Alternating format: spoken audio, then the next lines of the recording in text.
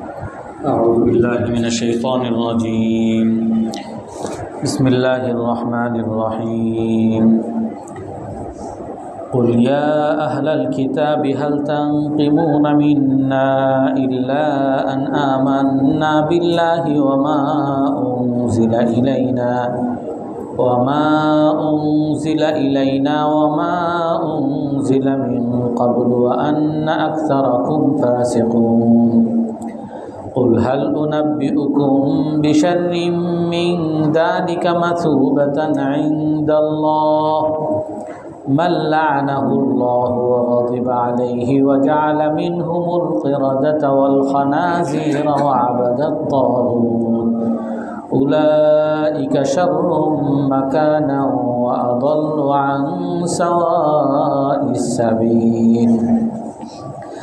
وإذا جاءوكم قالوا آمنا وقد دخلوا بالكفر وهم قد خرجوا به والله أعلم بما كانوا يكتمون. صدق الله العظيم. আল্লাহ তাআলা বলেন, আপনি বলে দেন, হে কিতাবওয়ালারা, তোমরা আমাদের কাছ থেকে কেন প্রতিশোধ নিতে চাচ্ছ? এই কারণে যে আমরা আল্লাহর উপরে ঈমান এনেছি এবং আমাদের কাছে যা অবতরণ করা হয়েছে এবং আমাদের পূর্বে যা অবতরণ করা হয়েছে, যেই কিতাব অবতরণ করা হয়েছে এর উপর আমরা ঈমান এনেছি, নিশ্চয়ই তোমাদের অধিকাংশই পাপী। আপনি বলে দেন, আমি কি তোমাদেরকে এর চেয়েও আল্লাহর কাছে নিকৃষ্ট স্থানের অধিকারীর লোকদের খবর বলবো না? তারা যাদেরকে আল্লাহ তাআলা অভিশপ্ত করেছেন, যাদের উপরে আল্লাহ তাআলা রাগ করেছেন, তাদের মধ্য থেকে কিছু লোককে বানর বানিয়েছেন, শুয়োর বানিয়েছেন এবং তারা আল্লাহর পরিবর্তে অন্যদের পূজা করেছে। আর এরাই এদের স্থান সবচেয়ে নিকৃষ্ট এবং এরা সরল পথ থেকে পথভ্রষ্ট। আর যখন তারা আপনার কাছে আসে তারা বলে আমরা ঈমান এনেছি, আর তারা কুফরির সাথে প্রবেশ করেছে এবং কুফরির সাথেই তারা বের হয়েছে। আল্লাহ তাআলা ভালো জানেন যা তারা গোপন রাখেন। এই আয়াতের প্রথম আয়াতের বিস্তারিত কথা বলা হয়েছে। দ্বিতীয় আয়াত থেকে আল্লাহ তাআলা এখানে বলেন যে কিছু মানুষ ভালো মানুষের পিছনে লাগে, আর এটা খারাপ মানুষ ভালো মানুষের পিছনে লাগা বা এদের সাথে শত্রুতা করা, বিদ্বেষ পোষণ করা, এটা চিরাচরিত নিয়ম। আর যত খারাপ মানুষই আছে এরা সর্বদা ভালো মানুষ এদের শত্রুতা করবে এবং এদের প্রতি বিদ্বেষ পোষণ করবে। আল্লাহ তাআলা এখানে বলেন, হে মুসলমানরা, তোমরা বলো, হে কিতাবওয়ালা অর্থাৎ ইহুদিরা, তোমরা আমাদের কাছে প্রতিশোধ কেন নিতে চাচ্ছ? আমরা তোমাদের কি ক্ষতি করছি? অথচ আমরা আল্লাহর উপর ঈমান আনি, আমাদের উপরে যেই কিতাব অবতরণ করা হয়েছে কোরআনে কারীম, এটাকে আমরা বিশ্বাস করি। শুধু এটাই না, বরং আমাদের আগে যেই কিতাবগুলোকে অবতরণ করা হয়েছে, তাওরাত, জবুর, ইনজিল, এদেরকেও আমরা বিশ্বাস করি। যেই নবীদের উপরে অবতরণ করা হয়েছে তাদেরকেও আমরা বিশ্বাস করি, তাদেরকে আমরা সত্য বলি। অর্থাৎ হে ইহুদিরা, তোমাদের যে নবী মুসা আলাইহিস সালাম তাকেও আমরা সত্য বলে মানি, তোমাদের উপরে যে কিতাব তাওরাত সেটাকেও আমরা সত্য মানি, এবং তোমাদের পরবর্তীতে ইনজিল যে কিতাব আল্লাহর পক্ষ থেকে অবতীর্ণ হয়েছে এটাকেও আমরা বিশ্বাস করি, এবং যেই ইনজিল ঈসা আলাইহিস সালামের কাছে অবতীর্ণ হয়েছে সেই ঈসা আলাইহিস সালামকে আমরা বিশ্বাস করি। তো তোমাদের তো আমরা সবই মানি, তারপরও তোমরা কেন আমাদের শত্রুতা করো? অর্থাৎ আল্লাহ তাআলা এখান থেকে বুঝান যে তোমরা অধিকাংশ পাপী। অর্থাৎ যারা ভালো মানুষ এদের বিরোধিতা করা খারাপ মানুষের চিরাচরিত নিয়ম। ভালো মানুষ যদি কোনো খারাপ মানুষের কোনো ক্ষতিও না করে, মুসলমান সারা পৃথিবীতে এখন মুসলমান সকল কাফেরের শত্রু, সকল অমুসলিমদের চক্ষুশূল হলো মুসলমানরা। কেন? মুসলমানরা কি তোমাদের কোনো ক্ষতি করছে? তোমাদের কারো দেশের উপর আক্রমণ করছে? মুসলমানরা কি তোমাদের কারো দুর্নাম করছে? মুসলমানরা কি তোমাদের কারো উপর আঘাত করছে? মুসলমানের ধর্মেই নাই অন্য কোনো ধর্মের তাদের ইবাদতের স্থানে আঘাত করা, অন্য কোনো ধর্মীয় ব্যাপারে মুসলমানরা বিরোধিতা করা বা এদের উপর আক্রমণ করা, এটা মুসলমান ধর্মেই নাই।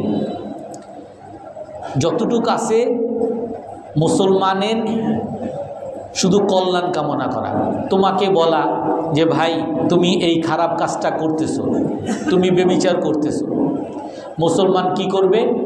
তোমারা হয়তোবা যদি তার ক্ষমতা থাকে, তুমি তার ছেলে, তুমি তার ভাই, তো তোমাকে শাসন করার ক্ষমতা আছে। আর যদি তার শাসন করার ক্ষমতা না থাকে, সে তোমাকে হয়তো মুখ থেকে বলবে ভাই কাজটা খারাপ, আপনি কাজটা কইরেন না। আপনি যদি ল্যাংটা হয়ে চলেন, আপনি যদি অসভ্যতা করেন, আপনি যদি পথে ঘাটে আপনার যা ইচ্ছা তাই করেন, কোনো মুসলমান কি আপনারা কোনো ডিস্টার্ব করতে গেছে? মুসলমানের যদি সরকার থাকে, ইসলামী সরকার থাকে, সে শাসন ব্যবস্থা কায়েম করবে। কিন্তু সাধারণ মুসলমান, আপনি পাপী, আপনি মদ খাইতেছেন, আপনারে বাধা দেওয়ার মতো ক্ষমতাও মুসলমানের নাই। আপনারা হয়তো বা মুখ থেকে যদি বলে ভাই মদ খাওয়াটা খারাপ, এটা এই কাজটা করেন না, তাও আপনি মুসলমানের উপর আক্রমণ করতে আসেন। তো ওই ক্ষেত্রে মুসলমান তো আপনার মুখ দিয়ে বলতেও যায় না, শুধু মনে মনে ঘৃণা করে। এটাই তো মুসলমানের বিধান, মান রাআ মিনকুম মুনকারান ফালিয়ুগাইয়িরহু বিয়াদি, যে কোনো খারাপ কাজ দেখলে হাতের দ্বারা পরিবর্তন করবে। ফাইল্লাম ইয়াস্তাতি ফাবিকলবি, যদি না পারে তাহলে হাতের দ্বারা পরিবর্তন করবে, মুখের দ্বারা বলবে। আর যদি মুখের দ্বারাও বলতে না পারে, অথবা মুখের দ্বারা বললে লাভের চেয়ে ক্ষতি বেশি হবে, তো সেই ক্ষেত্রে মনে মনে ঘৃণা করবে। ওয়াযালিকা আযআফুল ঈমান, এটা হলো ঈমানের সর্বস্তর। তো মুসলমান তো কারো ক্ষতি করতে যায় না, মুসলমান তো কারো মন্দির আক্রমণ করতে যায় না, মুসলমান তো কেউ কোনো হিন্দু যদি মাথায় তিলক পরে তো তাকে দোষারোপ করতে যায় না, তাকে দুর্নাম করতে যায় না। তো তুমি কেন মুসলমানের দাড়ি রাখলে তার পিছনে লাগো, তাহলে তুমি জঙ্গি বলো, সন্ত্রাসী বলো, মৌলবাদী বলো, সাম্প্রদায়িক বলো, তোমার কি ক্ষতি করছে? তোমার তো কোনো ক্ষতি করিনি। মুসলমান নারী সে বোরকা পরবে, তুমি বলো যে স্বাধীনতা, পোশাকের স্বাধীনতা, তোমার কোনো দিন তুমি ল্যাংটা হয়ে ঘুরলেও তোমার কিছু বলতেছে না। তুমি মুসলমান মেয়ে একটু বোরকা পরলে তুমি হেজাবি, অমুক তমুক, কেন মুসলমানের পিছনে লাগা? অর্থাৎ এই মুসলমানের পিছনে লাগা, ভালো মানুষের পিছনে লাগা, এটা একেবারে চিরাচরিত, আল্লাহ তাআলার আদি যুগ থেকে এই নিয়ম চলে আসছে। কেন তারা বিদ্বেষ পোষণ করে, কেন শত্রুতা পোষণ করে? এটা আমরা গত সপ্তাহে বলছি যে মূলত যে অপরাধ করে সে অপরাধ অনুভূতিতে ভোগে, আমি অপরাধ করছি এরকম একটা তার অনুভূতি কাজ করে, তার বিবেক তাকে তাড়না করে। আর যার কারণে সে যেহেতু নিজে অপরাধী, তো যার কারণে সে তার এই অপরাধটাকে মানুষ যাতে কেউ দুর্নাম না করে, খারাপ চোখে না দেখে, এই জন্য ভালো মানুষের পিছনে সে লেগে যায়। তার ভারসাম্য, সে যাতে ভালো মানুষের সমান থাকতে পারে। সে অপরাধী, সে জানে সে অপরাধী, সে সবার কাছে নিকৃষ্ট, কিন্তু সে নিকৃষ্ট হতে চায় না, সে ভালো মানুষের সমান হইতে চায়। ভালো মানুষের সমান কেমন হবে? ভালো মানুষের পিছনে লাগো, ভালো মানুষের বদনাম করো। আর এই জন্য ভালো মানুষের বদনাম করা এটা বাতিলদের, মিথ্যাপন্থীদের এক চিরাচরিত নিয়ম। আল্লাহ তাআলা তারপরে বলেন, কুল হাল উনাব্বিউকুম বিশাররিম মিন যালিকা মাসউবাতান ইনদাল্লাহ, আপনি বলে দেন আমি কি তোমাদের কাছে এদের চেয়েও নিকৃষ্ট, আল্লাহর কাছে নিকৃষ্ট মানুষের খবর তোমাদেরকে বলবো না? অর্থাৎ তাফসিরে নাবুলসিতে লেখে, এটা যদি আমাদের সমাজে লাগাতে চাই, যারা আপনারা দুনিয়াতে দেখবেন, উনি একটা ঘটনা বলছেন, বলে আমার সাথে একজন কথা বলতে আসছে, তো কথা বলতে সেই আমার কাছে ওনার মূল যে কথা, কিছু কথা বলার পরে মূল যে কথা যে অমুক হুজুর এইটা করছে, অমুক হুজুরের সাথে বিরোধিতা করে, অমুক হুজুরের সাথে মারামারি করে, অমুক হুজুর অনেক সুন্দর বয়ান করে কিন্তু সে তার ঘরে পর্দা মানে না, অমুক হুজুর এইটা করে কিন্তু সে টিভি দেখে। হুজুরের বদনাম করা শুরু করছে, যে দাওয়াত দেয় তার বদনাম করা শুরু করছে। তো সে তাকে বলতেছে, আচ্ছা ভাই, তোমারে যা বলছে, কি বলছে? নামাজ পড়তে বলছে। তোমারে কি বলছে? সুদ খাবা না, ঘুষ খাবা না, যা বলছে এগুলা কি খারাপ বলছে? বলে না, এগুলো তো খারাপ বলে নাই। তো এইগুলা যেগুলা তোমাকে বলা হয়েছে তুমি কি এগুলা মানছো? বলে না, আমি তো মানি নাই। তুমি যদি না মানো তাহলে কি আল্লাহ তাআলা তোমারে ধরবে না তারে ধরবে? তুমি যদি আল্লাহর বিরোধিতা করো, আল্লাহর আদেশের বিরোধিতা করো, আল্লাহর হুকুম হাকাম যদি না মানো, তো আল্লাহ তাআলা তোমার এই পাপের কারণে তোমাকে ধরবে না, ওই দায়ীকে ধরবে। বলে আমাকে ধরবে। দায়ী যে দাওয়াত দিতেছে তার উপরে এটা একটা দায়িত্ব, প্রতিটা মুসলমানের একটা দায়িত্ব হলো নিজেও ভালো হওয়া, অন্যকেও ভালো করার জন্য দাওয়াত দেওয়া। এটা মুসলমানের দায়িত্ব। ওয়াল আসরি ইন্নাল ইনসানা লাফি খুসর, সকল মানুষ ক্ষতির মধ্যে। ক্ষতি থেকে বাঁচতে হলে ইল্লাল্লাযীনা আমানু, ঈমান আনতে হবে, ওয়া আমিলুস সালিহাত, ভালো কাজ করতে হবে। শুধু ঈমান আমল করলাম, ভালো কাজ করলাম, এটাই যথেষ্ট না, বরং ওয়া তাওয়াসাউ বিল হক, হকের দাওয়াত দিতে হবে। প্রতিটা মুসলমানের দুইটা দায়িত্ব, নিজেও ভালো হওয়া, অন্যকেও ভালোর দাওয়াত দেওয়া। তো এই যে দায়ী তোমাকে যে দাওয়াত দিল, সে তার একটা ভালো কাজ করছে, তোমাকে দাওয়াত দিছে, আমি ধরে নিলাম তোমার কথা সত্য, সে খারাপ। সে নামাজের কথা বলে নিজে নামাজ পড়ে না, সে সুদ খাইতে নিষেধ করে নিজে সুদ খায়, সে পর্দা করতে বলে নিজে পর্দা করে না। ধরে নিলাম সে খারাপ, কিন্তু সে যদি খারাপও হয় তাহলে তার খারাপের কারণে তোমার কি কোনো আল্লাহ তাআলা আযাব দিবে? বলে না, আমার আযাব দিবে না। তুমি যে পাপ করতেছো এই পাপের কারণে তোমাকে আযাব দিবে? হ্যাঁ, অবশ্যই আযাব দিবে। তাহলে তুমি তার পিছনে কেন লাগছো? তুমি তোমার নিজের পিছনে লাগো। তুমি দেখো তোমাকে যেই কথাটা বলছেন, দায়ী যেই কথাটা বলছেন, এই কথাটা সত্য কিনা। এই কথা যদি কোরআন হাদিস অনুযায়ী যদি সত্য হয় তাহলে সে তার দায়িত্ব পালন করছে। আর এখন তোমার উপরে কর্তব্য হলো তুমি তোমার দায়িত্ব পালন করা। আল্লাহ তাআলা বলেন, যারা এই কিছু মানুষ আছে সবসময় মুসলমানের পিছনে লাগে, মুসলমানরে শত্রুতা করে, মুসলমানের ক্ষতি করতে চায়, আল্লাহ বলেন এর চেয়েও খারাপ মানুষের খবর আপনাকে বলবো হে আল্লাহ রাসূল, এর চেয়েও খারাপ যারা মুসলমানের বিরুদ্ধে লাগে, যেই মুসলমানদেরকে আপনি দোষারোপ করতেছেন এই মুসলমানের চেয়েও খারাপ, এদের কথা বলবো। আল্লাহ তাআলা বলেন এরা কারা? ইহুদিদের কথা বিশেষ করে বলতেছেন। মাল্লানাহুল্লাহ, যাকে আল্লাহ তাআলা অভিশপ্ত করেছেন। অন্য এক জায়গায় আছে ওয়াকালু কুলুবুনা গুলফ বাল্লানাহুমুল্লাহু বিকুফরিহিম ফাকালিলাম মা ইউমিনুন। ইহুদিরা বলে যে আমাদের অন্তরের মধ্যে আল্লাহ তাআলা তালা লাগিয়ে দিয়েছে। আল্লাহ তাআলা বলেন যে আল্লাহ তাআলা তালা লাগান নাই, আল্লাহ তাআলা বাল্লানাহুমুল্লাহু বিকুফরিহিম, আল্লাহ তাআলা তাদেরকে আল্লাহর দয়া থেকে দূরে সরিয়ে দিয়েছেন। কেন? বিকুফরিহিম, তাদের কুফরির কারণে। কারণ তারা আল্লাহর শত্রুতা করে, তারা আল্লাহর নবীর শত্রুতা করে, তাদের অপরাধের কারণে আল্লাহ তাআলা তাদেরকে ইসলাম কবুলও করতে দেন না। এই যে ইসলাম কবুল করতে দেন না, এটা আল্লাহর কোনো দোষ না, বরং তারা অপরাধ করছে, এই অপরাধের কারণে তাদেরকে দূরে সরায় দিয়েছেন। অনেক মানুষ বাংলাদেশে পাবেন সে নামাজও পড়ে না। কেন? যে মসজিদে গেলে জুতো চুরি হয়, মসজিদে গেলে হুজুর যে কথাটা আমার পছন্দ হয় না, মসজিদে হুজুরের কথা তোমার পছন্দ হয় না, জুতো চুরি হয়, তোমার জুতার সামনে রাখো। তুমি তোমার নামাজ না পড়লে হুজুরের ক্ষতি হবে না, তোমার ক্ষতি হবে। জাহান্নামে কে যাবে? তুমি যাবে না, আল্লাহ যাবে, ওই হুজুর যাবে। তো এই জন্য সে ওই অন্যের পিছনে লাগার কারণে আল্লাহ তাআলা তাকে মসজিদ থেকেও দূরে সরায় রাখে। ওই ইহুদিরা মুসলমানের বিরুদ্ধে শত্রুতা করার কারণে তাদেরকে ইসলামও কবুল করতে দেয় না। আজকে অনেক মানুষকে দেখবেন যে তারা নামাজই পড়ে না, শুধুমাত্র হুজুরদের পছন্দ করে না। হুজুররা এইটা করছে, ওইটা করছে, অমুক করছে, তমুক করছে, এই কারণে সে নামাজে আসলে হুজুরদের দেখা লাগে, হুজুরদেরও দেখতে চায় না সে।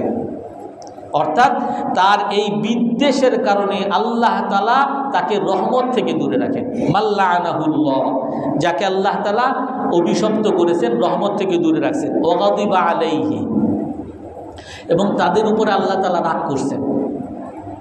এই রাগ একটা অভিশপ্ত। দুনিয়াতে আল্লাহ তাআলার দয়া যে পায়, ইদা আরাদাল্লাহু বিআবদিন খাইরান ইউওয়াফিকুহু লিআমালিন সালেহ। এক হাদিসে আছে যে যখন আল্লাহ তাআলা মা ইউরিদিল্লাহু বিহি খাইরান ইউফাক্কিহু ফিদ্দিন, যখন আল্লাহ তাআলা কোনো মানুষের সাথে কল্যাণ চায়, আল্লাহ তাআলা তাকে দ্বীনের বুঝ দেন। আর একটা হাদিস আছে ইদা আরাদাল্লাহু বিআবদিন খাইরা, যখন আল্লাহ তাআলা কোনো বান্দার সাথে কল্যাণ চায়, আল্লাহ তাআলা তাকে নেক আমল করার তৌফিক দেন। ভালো কাজ করার তৌফিক পাওয়া, এটাও আল্লাহ তাআলার রহমত। আর এই আল্লাহর রহমত থেকেও মানুষ বঞ্চিত হয়, ভালো কাজ করার তৌফিক পায় না। কেন? তার অন্য অপরাধের কারণে।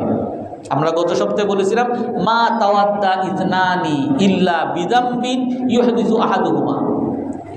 দুইজন মানুষের মধ্যে সম্পর্ক যে নষ্ট হয়, মানুষের মধ্যে মারামারি কাটাকাটি কেন হয়? মানুষের গুনাহের কারণে মানুষের মধ্যে বিভক্তি হয়।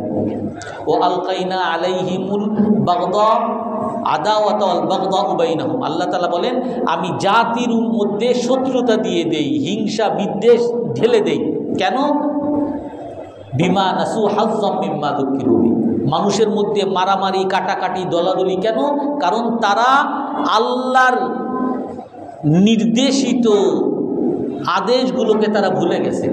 তার আগে সে গুনাহ করছে, সে হয়তোবা কাউরে ঠকাইছে, অথবা কারো বদনাম করছে, অথবা কারো টাকা মেরে খাইছে, অথবা সুদ খাইছে, ঘুষ খাইছে, অথবা তার বাবা হারাম টাকা খাইছে। ওই গুনাহের কারণে আল্লাহ তাআলা তাকে নেক আমল করার তৌফিক দেন না, নেক আমল থেকে দূরে রাখেন। মানুষের মধ্যে মারামারি কাটাকাটি এগুলো হয় গুনাহের কারণে। তো মাল্লা আনাহুল্লাহ, যাকে আল্লাহ তাআলা আল্লাহর রহমত থেকে দূরে রাখেন, এক নম্বর। দুই নম্বর হলো আল্লাহ তাআলার উপরে রাগ হন। এখন দুটোটা তো প্রায় কাছাকাছি শব্দ, অভিশপ্ত, রাগ। তা মুফাসসিরিনে কেরাম দুইটা তাফসীর করেন যে এখনও যদি কেউ রহমত থেকে দূরেও সরে, আল্লাহ তাআলা রহমত থেকে দূরে সরাইছেন, হয়তো বা আল্লাহ তাআলা তাকে আবার রহমতের মধ্যে ঢুকাইতে পারেন। এমনিভাবে যদি আল্লাহ তাআলা কার উপরে রাগ হন, আল্লাহ তাআলা তার উপরে খুশিও হইতে পারেন। দোনোটার মধ্যেই তার ইতিবাচক দিক আছে। আর কিছু মুফাসসিরিনে কেরাম তাফসীর করেন যে মাল্লা আনাহুল্লাহ, যাদেরকে আল্লাহ তাআলা অভিশপ্ত করেন, আল্লাহর রহমত থেকে বঞ্চিত করেন, দুনিয়াতে আল্লাহর রহমত থেকে বঞ্চিত করছেন। আর দুনিয়া থেকে যদি কাউকে আল্লাহর রহমত থেকে বঞ্চিত করার অর্থ হলো ভালো কাজ করার তৌফিক দিবেন না। আর ভালো কাজ না করতে পারলে আল্লাহ তাআলা তার উপরে অটোমেটিক রাগ হবেন। দুনিয়াতেও রাগ হবেন, আখিরাতেও রাগ হবেন। তো যার উপরে আল্লাহ তাআলা, যাকে আল্লাহ তাআলা রহমত থেকে বঞ্চিত করেন আর যার উপরে রাগ হন, ওয়াজআলা মিনহুমুল কিরাদাতা ওয়াল খানাজির, এবং তাদের মধ্যে বানর বানান, তাদের মধ্যে বানর বানিয়েছেন, শুয়োর বানিয়েছেন। দুইটা তাফসীর। এক তাফসীর হলো যে ইহুদিদের মধ্যে অনেক জাতি তাদের নবীদেরকে না মানার কারণে আল্লাহ তাআলা তাদেরকে বানরে রূপান্তরিত করে দিয়েছেন।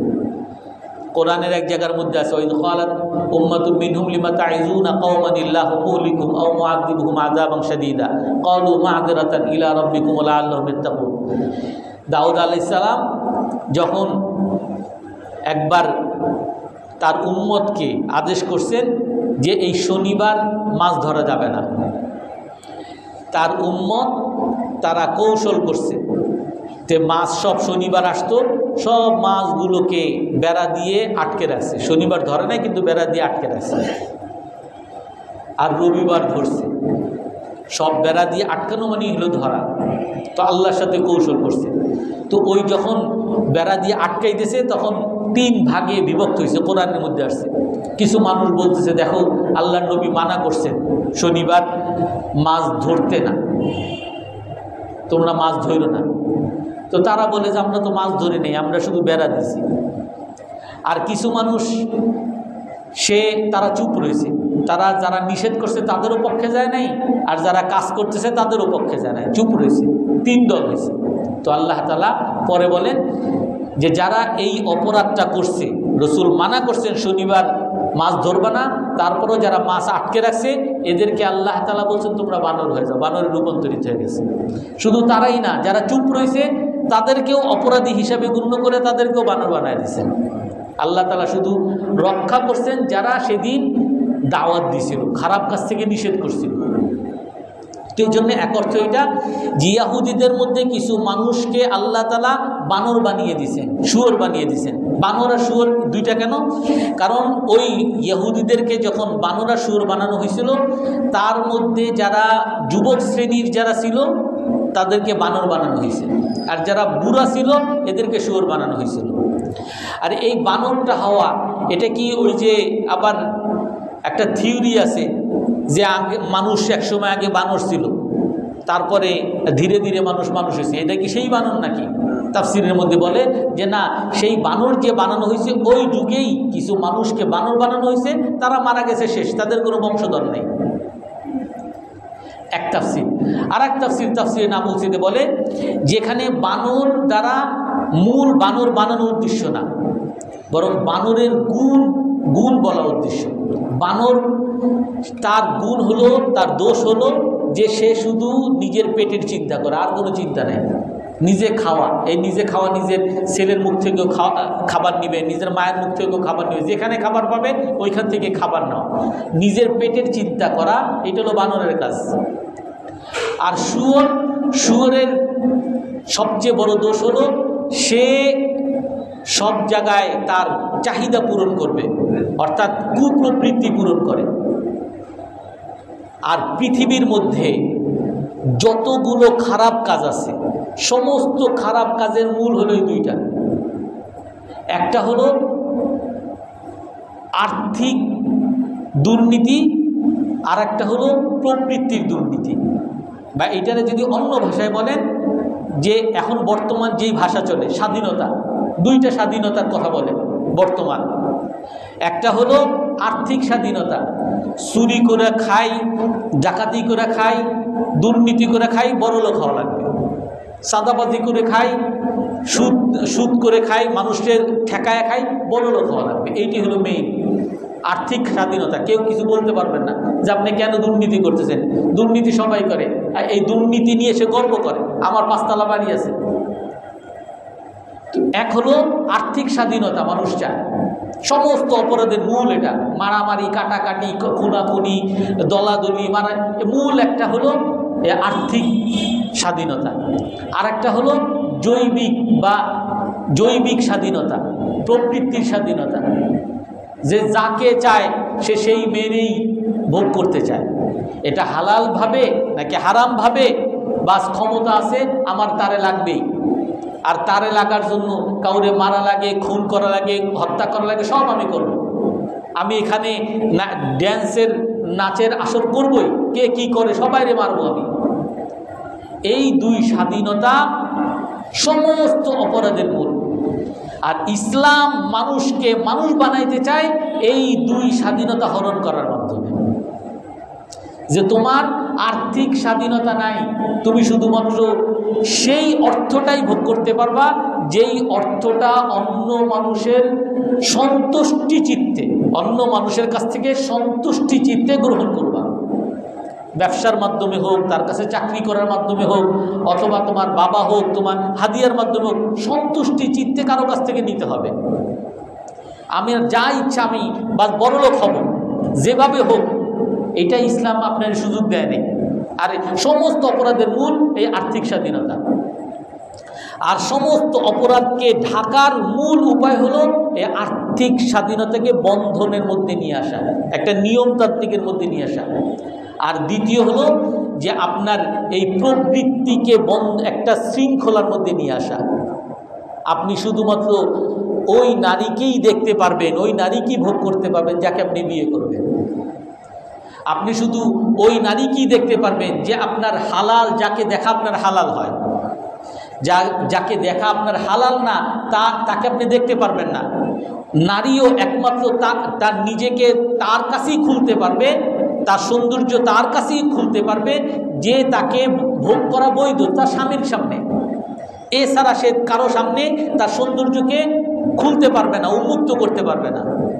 আর এই স্বাধীনতাকে যখন শৃঙ্খলায় আনবেন, তখন এখন বর্তমানে যত অপরাধ, ধর্ষণ, যত গান বাজনা, যত নারীদেরকে পণ্য বানানো, এখন কি ইউনিভার্সিটির কনভোকেশন হয়, ইউনিভার্সিটির আপনি পাশ করছেন, 4 বছর পরে পাশ করছেন, পাশ করে আপনারে এখন সার্টিফিকেট দিবে, এই সার্টিফিকেটও উদ্বোধন হয় এই ল্যাংটা নাচ দ্বারা। বড় বড় শিক্ষিত বড় বড় ডক্টর, এদের সামনে ল্যাংটা নাচ হয়, তারপরে এই সার্টিফিকেট দেওয়া হয়। বড় বড় নেতারা, তাদের কাজ, তাদের কাউন্সিল, তাদের বিভিন্ন কিছু উদ্বোধন করে ল্যাংটা নাচের দ্বারা। কেন আপনার ল্যাংটা নাচের এখানে কি দরকার? শুধুমাত্র ভোট লুচ্চামি, আর কিছু না। আর এই শৃঙ্খলায় আপনি আনতে পারবেন যদি আপনি ইসলামকে মানেন। কিন্তু এইটাকে উল্টাভাবে ব্যাখ্যা করে কি, যে নারীর স্বাধীনতা, অর্থের স্বাধীনতা, আমি চুরি করব কেউ কিছু বলতে পারবে না, আমি উলঙ্গ হয়ে যা করব কেউ কিছু বলতে পারবে না।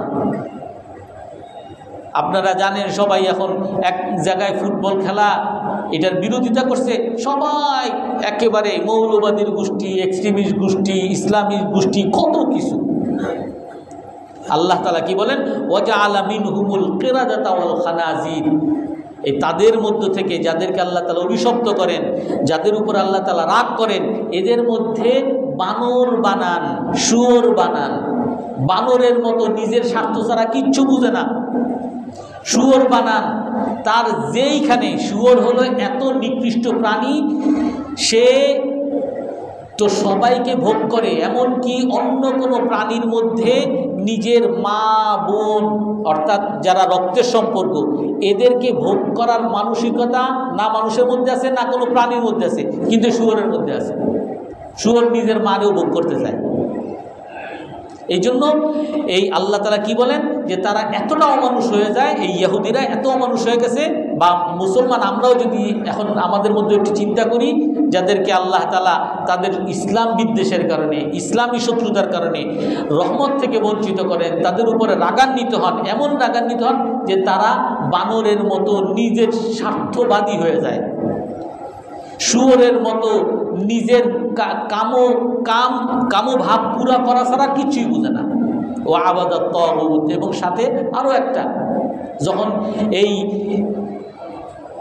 নিজের স্বার্থ পুরা করতে যাবে, যখন সে তার যাকে ইচ্ছা তাকে ভোগ করতে যাবে, তখন আমি নিজে যার সম্পত্তি খাইতে যাব, এই সম্পত্তির মালিক একজন আছে না, আমি যেই মেয়ের দিকে হাত বাড়াবো, এই মেয়ের একজন মালিক আছে না, এই মেয়ের একজন স্বামী আছে না, সে কি ছেড়ে দিবে?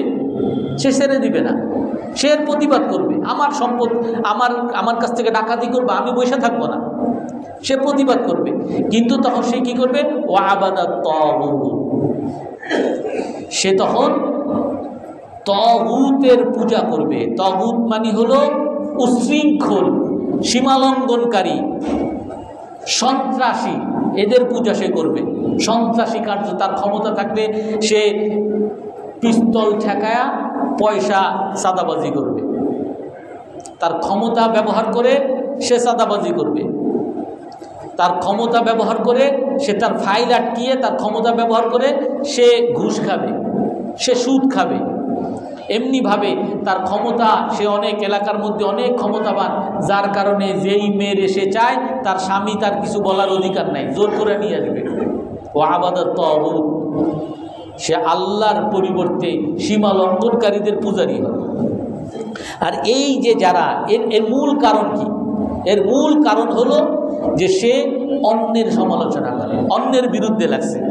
মূল কারণ এইটা। আল্লাহর রহমত থেকে যে বঞ্চিত হয়, নামাজের তৌফিক হয় না, মসজিদে আসতে পারে না, আলেম ওলামার কথা শুনতে পারে না, তাফসিরে বসতে পারে না, সে কোনো বয়ানে বসতে পারে না। কেন? কারণ তার মধ্যে মূল বিদ্বেষ, যে হুজুর এইটা করছে, অমুক এইটা করছে, অমুক হুজুর এইটা করছে, অমুক বড় দাড়ি টুপি লাগাইছে, ঠিক আছে, কিন্তু সে ওই অপরাধ করছে, তার শুধুই বদনাম। অথচ তার নিজের খবর নেই সে যে কতটা খারাপ, সে হাজারো গুনাহ করে, হাজারো পাপ করে, এইদিকে সে তাকায় না, অন্য কি করলো সেইটার পিছনে তাকায়। এই জন্য আল্লাহ তাআলা কি বলেন, উলাইকা শাররুম মাকানাও ওয়া আদাল্লু আন সাওয়াইস সাবিল, এদের স্থান সবচেয়ে নিকৃষ্ট।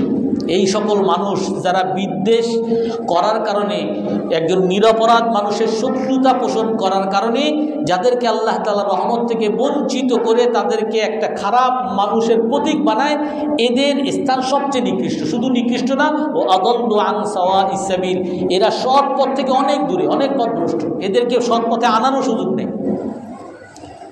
এর অন্য এক আয়াতের মধ্যে আছে ওয়াজআলা আলা কলবিহি ওয়া সামঈহি ওয়া বাসারিহি গিশাওয়া, আল্লাহ তার চোখের উপরে, তার অন্তরের উপরে, আল্লাহ তার মুখের উপরে আল্লাহ তাআলা পর্দা লাগিয়ে দেন, সিল মেরে দেন, এসে চোখ থেকে কখনো ভালো জিনিস দেখে না। হুজুর একজন পাঞ্জাবি পরে যায়, এইটি তার কাছে খারাপ লাগে। একজন মহিলা, সে তার সমস্ত কিছু ঢেকে বোরকা পরে সে যাচ্ছে, সে কাউরে কোনো ক্ষতি করতেছে না, ওই বোরকা কেন করছে এইটি তার কাছে খারাপ লাগে। একজন মানুষ নামাজে আসছে, নিজের মতো নিজে নামাজ পড়ে বাসায় যাচ্ছে, কেন নামাজে আসছে এইটাই তার কাছে জঙ্গি জঙ্গি মনে হয়, তার কাছে সব কিছু খারাপ লাগবে, সে সঠিক রাস্তা থেকে অনেক দূরে। এই আয়াত পড়ে শেষ করতেছি, ওয়াইদা জাউকুম ক্বালু আমান্না ওয়া ক্বাদ দাখালু বিল কুফরি ওয়া হুম ক্বাদ খারাজু বি। আমরা তো জানলাম কিছু মানুষ আছে একেবারে খারাপ, স্পষ্ট খারাপ। দ্বিতীয় আর এক শ্রেণী মানুষ আছে, এরা যখন আপনার কাছে আসে তখন বলবে আমি মুমিন, আবার এরা যখন সাদাবাজের কাছে যাবে তখন বলে যে আমরা তো তোমাদের সাথে এই সব হুজুরদের কি করবো, হুজুরদের কাছে একটু যাওয়া লাগে, এই জন্য গেছি এই মসজিদে, হুজুররা এইটা করছে, অমুক করছে। সাদাবাজদের কাছে যখন যায় সাদাবাজ হয়, সে যখন গায়কের কাছে যায় সে নিজে গায়ক হয়, সে যখন ওই রাজনীতিতে যায় সে বিরাট রাজনীতিবিদ, সে যখন ঘুষখোরের কাছে যায় সে সবচেয়ে বড় ঘুষখোর, সে যখন গায়কের কাছে যায় সবচেয়ে বড় গায়ক, আবার সে মসজিদে যখন আসে একেবারে সবচেয়ে বড় নামাজি। শবে বরাতে সারা রাত সে নামাজ পড়ে, সব কিছুতেই সে আছে। আল্লাহ তাআলা কি বলেন, ওয়াইদা জাউকুম ক্বালু আমান্না। আর কিছু মানুষ আছে যারা আপনার কাছে যখন আসে বলে আমরা ঈমান আনছি, আর আল্লাহ কি বলেন, ওয়া ক্বাদ দাখালু বিল কুফরি ওয়া হুম ক্বাদ খারাজু বি। আসলে তারা আপনার কাছে কুফর নিয়ে ঢুকছে, আবার আপনার কাছ থেকে বের হইতেছে সেটাও কুফর নিয়ে বের হইতেছে। অর্থাৎ সে মসজিদে আসছে তখনও তার অন্তর খারাপ, মসজিদ থেকে বের হইতেছে তখনও তার অন্তর খারাপ। তার অন্তর মূলত হলো ওই সাদাবাজদের সাথে, তার অন্তর মূলত হইল ওই যে গায়কদের সাথে, নর্তকীদের সাথে, খারাপ মানুষের লুচ্চাদের সাথে। কিন্তু মসজিদে আসছে কিছু সময়ের জন্য, কিন্তু মসজিদে আসলেও তার মন মেজাজ, তার দৃষ্টিভঙ্গি সব খারাপ। এরা মসজিদে এসে খুব একটা ভাব নেয় আমি খুব ভালো মানুষ, আসলে এরাও খারাপ। ওয়াইদা জাউকুম ক্বালু আমান্না, যখন তারা আপনার কাছে আসে তারা বলে আমি মুমিন, আমি ঈমান এনেছি। ওয়া ক্বাদ দাখালু বিল কুফরি ওয়া হুম ক্বাদ খারাজু বি। অথচ তারা কুফর নিয়ে ঢুকে যখন আপনার কাছে প্রবেশ করছে কুফর নিয়ে প্রবেশ করছে, আবার আপনার কাছ থেকে যখন বের হইতেছে তখনও কুফর নিয়ে বের হইতেছে। আপনার সামনে মসজিদে একেবারে প্রথম কাতারে বসছে, আপনি মনে করছেন খুব বড় মুসল্লি, খুব বড় মুসল্লি নাই, এই বৈশা রয়েছে আর মনে মনে বলে হুজুরি কি বলে, আমার নেতার বিরুদ্ধে বলতেছে, আমার নেত্রীর বিরুদ্ধে বলতেছে, আমার ভাস্কর্যের বিরুদ্ধে বলতেছে। এখানে বৈশা তাকে কোরআন হাদিস দিয়া যদি তাকে কেউ বুঝায়ও যে ভাই এই মূর্তি পূজা করা হারাম, মূর্তি পূজা করা শিরক, সে বলবে না আমার নেতার বিরুদ্ধে আপনি বলছেন, আপনি সরকার বিরোধী লোক। তারা কুফুর নিয়ে ঢুকে আবার কুফুর নিয়ে বের হয়। ওয়াল্লাহু আ'লামু বিমা কানু ইয়াকতুমুন, আল্লাহ তাআলাই ভালো জানেন তারা কি গোপন করে।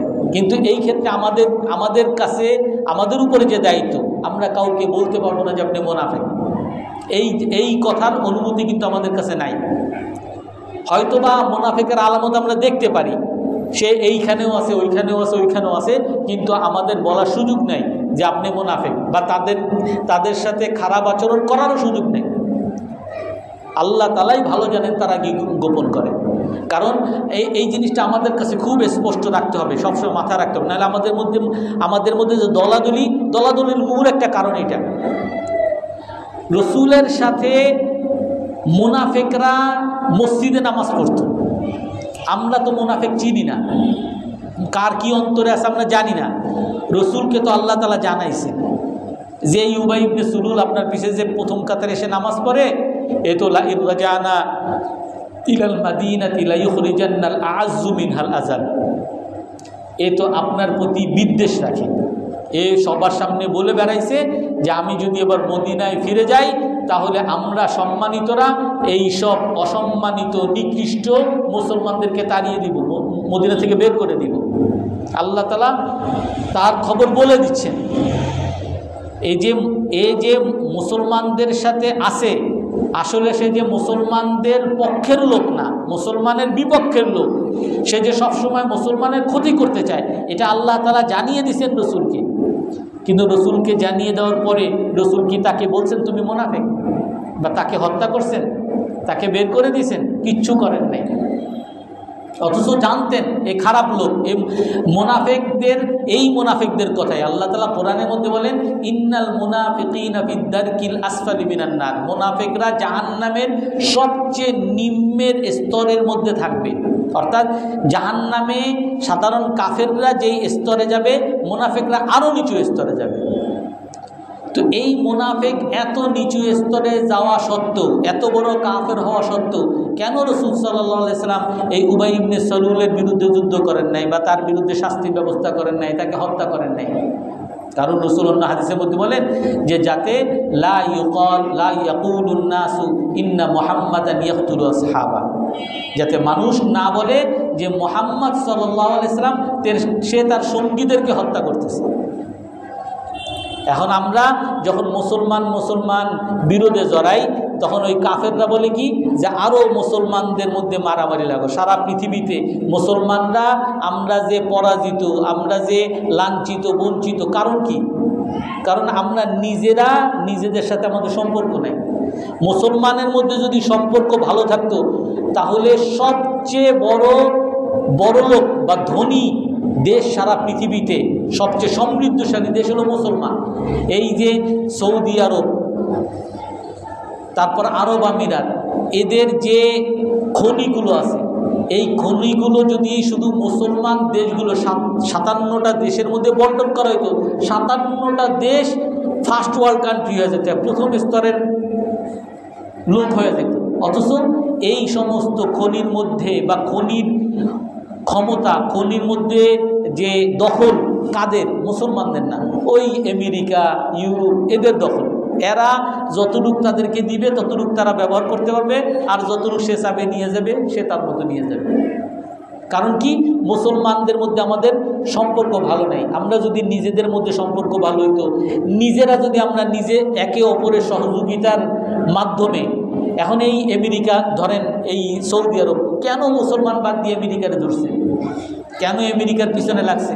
কারণ এই সৌদি আরব চিন্তা করে আমি যদি আমেরিকার সাথে না রাখি, এই ইরাকের মতো আবার আমার উপর হামলা করতে পারে, আমাদের দখল করে নিতে পারে। এখন এই আমেরিকার পরিবর্তে যদি বাংলাদেশের মতো যারা সেনাবাহিনী আছে বা পাকিস্তানের সেনাবাহিনী, এদের দ্বারা যদি এরকম একটা সহযোগিতা পাইতো, বা সে যদি আশ্বস্ত হইতো যে আমার দেশের উপরে অন্য কোনো কাফের বা অন্য কোনো দেশ আক্রমণ করতে পারবে না, তাহলে তো এই সম্পদগুলো তো মুসলমানের মধ্যেই বন্টন হইতো। কারণ এই মুসলমানের মধ্যে বন্টন হচ্ছে না, এর মূল কারণ হলো যে আমরা মুসলমানের মধ্যে সম্পর্ক ভালো নাই।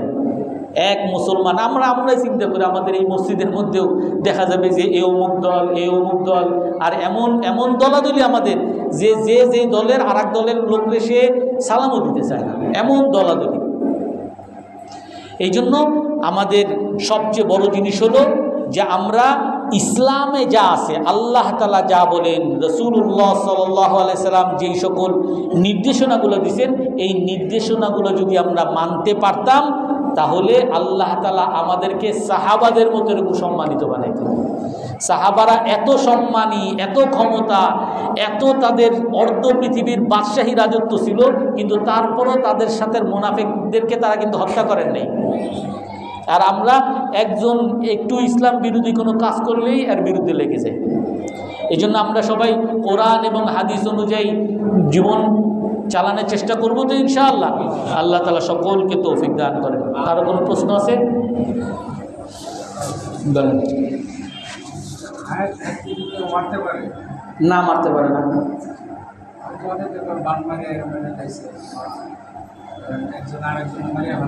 হ্যাঁ, হত্যা করে, হ্যাঁ ঠিক আছে। এখন এইখানে হলো আপনার আল্লাহ তাআলার হায়াত তো লিখে রাখেন যে কখন মারা যাবেন আপনি, বা আমার কথা ধরেন কখন মারা যাবে, অমুকে আমারে মারবে আর ওই সময় আমার মৃত্যু। এখন তাহলে আমার যদি ওই সময় মৃত্যু হয়, আপনার প্রশ্ন যেটা যে আমার যদি ওই সময় মৃত্যু হয়, যে আমার হত্যা করছে সে তো কোনো অপরাধ করে নাই, তার অপরাধ কি? আল্লাহ তাআলা এখানে আমার মৃত্যুটা ওই সময় রাখছেন, কিন্তু বাহ্যিক দৃষ্টিতে সে আমার উপরে যে আক্রমণ করছে এটা অপরাধ করছে, এই অপরাধের জন্য আল্লাহ তার জন্য শাস্তি, তার জন্য মৃত্যুদণ্ড বা কেসার যেটাই হোক, কিন্তু আমার মৃত্যু ওই তার হাতে আল্লাহ তাআলা লিখে রাখছেন। আচ্ছা হুজুর, জি, শবে বরাতের কি রোজা আছে? শবে বরাতের রোজা নাই, কিন্তু শাবান মাসে সবচেয়ে বেশি রাসূল সাল্লাল্লাহু আলাইহি ওয়াসাল্লাম রোজা রাখতেন। শুধু শবে বরাতের পরের দিনই শুধু রোজা না, পুরা শাবান মাসটাই রোজা রাখতেন রাসূল সাল্লাল্লাহু আলাইহি ওয়াসাল্লাম। এই জন্য আপনি শাবান মাসের শবে বরাতের পরে যদি রোজা রাখেন কোনো সমস্যা নেই, আগে রোজা রাখেন তারপরে আরও রাখেন কোনো সমস্যা নেই, কিন্তু কোনো রোজা আপনি রাখলেন না, একেবারে শবে বরাতের পরের দিন সকালে রোজা রাখলেন, এইটার কোনো আলাদা ফজিলত নেই। সুবহানাকাল্লাহুম্মা ওয়া বিহামদিকা আশহাদু আল্লা ইলাহা ইল্লা আনতা আস্তাগফিরুকা ওয়া আতুবু ইলাইক।